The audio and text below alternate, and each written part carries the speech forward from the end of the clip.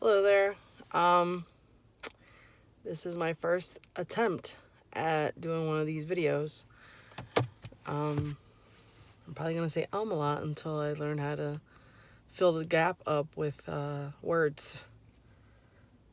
I've contemplated doing this for a while. I started seeing Smiling Shrinking, and um, I actually binge watched all her episodes, and then I saw Death to Harold, which I just started seeing that this past weekend.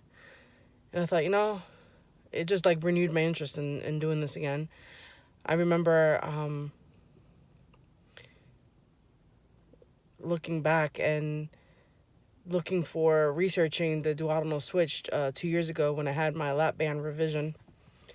And there wasn't much out there. There was, a couple videos, there were a couple people, and they were older videos, and wasn't a lot updated. So it just kind of put a little bit more fear in me that, yeah, this is something that is not really heard of. It's not something that's really done all the time. It's a very intense and rare surgery. So then I had issues with insurance and what it be, and I had to put that aside for 2 years, and here I am now. So, let's start a little bit about myself. My name is Vanessa, and I am 39 years old. I have 2 children, a 17 and 9-year-old, and I am 1 week from today getting the duodenal switch, traditional duodenal switch with 2 anastomosis.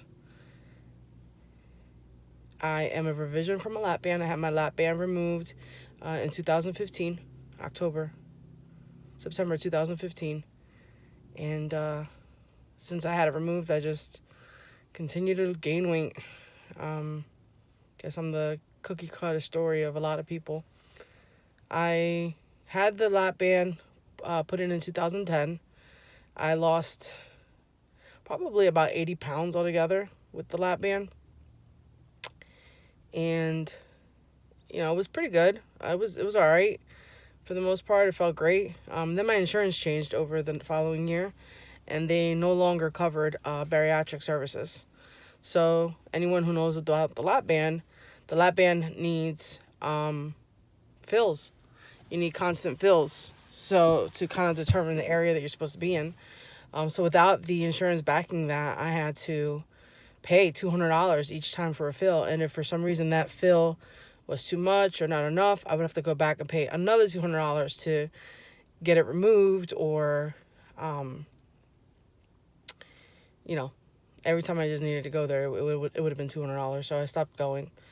Did I use that as an excuse to kind of oh, well, this isn't going to work for me? Probably. I can admit that. I probably, I kept trying to keep it where I was at for a little bit, and then I kind of just gave in and found ways around the band. Then the band, over time, it was constant just choking with the food, and end up getting some type of GERDs.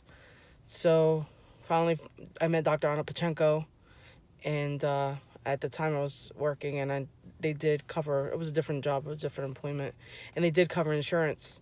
And excuse me, work text messages. And they did cover, it was a different job. They did cover the bariatric services. So I went to Dr. Anna Pachenko because I had to be a wellness center. So I had to find the closest wellness center in my area, and that's where I went, and that's how I met the surgeon that I'm dealing with now. And it took a little process. I had to be appealed and everything, but finally got it approved to get it removed. So I got it removed. I was going to get the sleeve, but I had to wait 2 months to do the sleeve surgery because he didn't do it one right after the other. He wanted it to heal. So lo and behold, I lost that job. Well, I left it before I lost it. And then I went to another employer, and they did not cover bariatric services. So lo and behold, that was my 2-year wait. So finally, I after 2 years, we changed insurance carriers to United Healthcare, and they now cover bariatric services. So I went back to Dr. Anna Pachenko and started my process in August of 2017. So this past August. When I got there in August, I weighed 355. And so they started, they gave me all the paperwork. All this is what we have to do. All the things that I had to do. I had a 6-month process. So then my second visit in September, I actually had gained weight.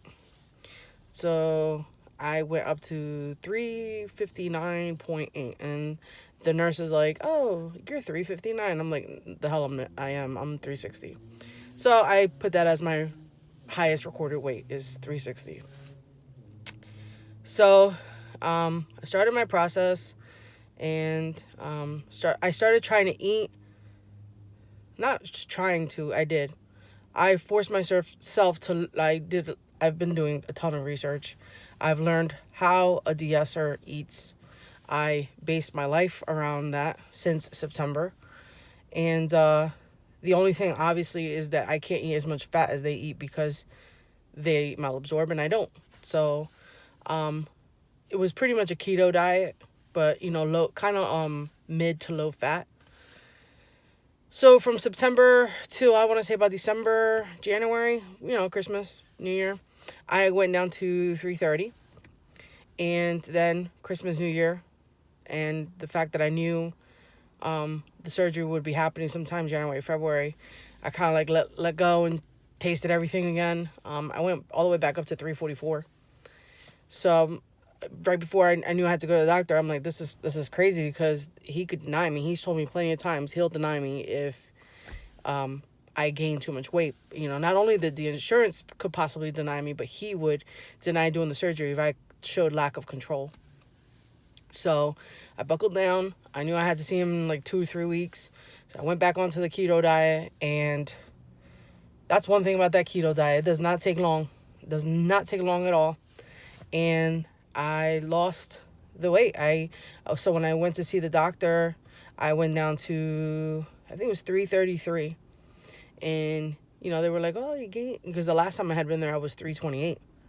So I went from 328 to 344. And before I got back to him, I made sure I lost that weight. So I got to 333. "Oh, well, you gained 5 pounds. Thinking in my head, like, if you only knew how much I really gained. But I'm like, I'm working on it. I'm going to get it down. It's the holidays. They're like, "Oh, yeah, we totally understand. It's okay." So anyway, I'm rambling on here. It's funny because I swore I was not going to have a lot to say on these videos. And here I am, 8 minutes in. So anyway, they submitted the paperwork. I completed everything. And last time I went to see him was February 7th to confirm an operation date. And I weighed in, and I was 329. That was February 7th. So February 27th is my surgery date, which is a week from today. I'm so scared. I started my 2-week pre-op diet. His 2-week pre-op diet consists of eating 600 to 800 calories a day. Obviously low fat, very low carb, very high in protein. Can I just tell you how hard it is to eat only 800 calories? I can do low fat and I can do low carb, but I'm hungry. So since I started the diet, I actually started a day late because my son's birthday was on the 13th. So I started on Valentine's Day, and from Valentine's Day, February 14th till today, I am now 318.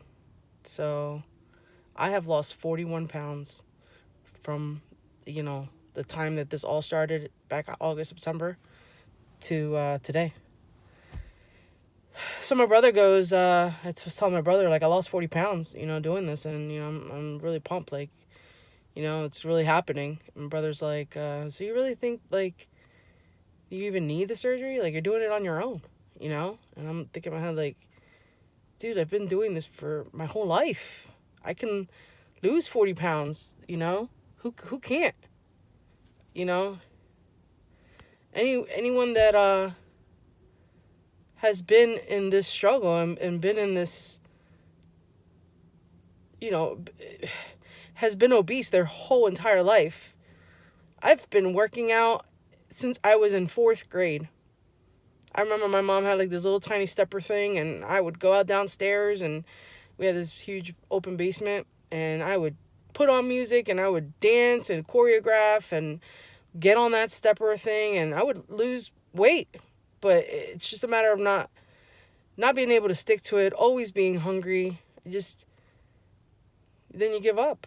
You just give up, and you have one bad day and you cheat on your diet, and you say, where are you going to get back on the wagon? And something else tempts you, and then you just go, well, it's a done deal. Well, not this time. Not this time. I need this tool. And that's what it is to me. It's a tool. I need this. It will restrict the amount that I can eat. It will malabsorb so I can cut calories. And I've been eating their lifestyle, so I know for months now. So I know that I can do it. To me, I'm completely prepared.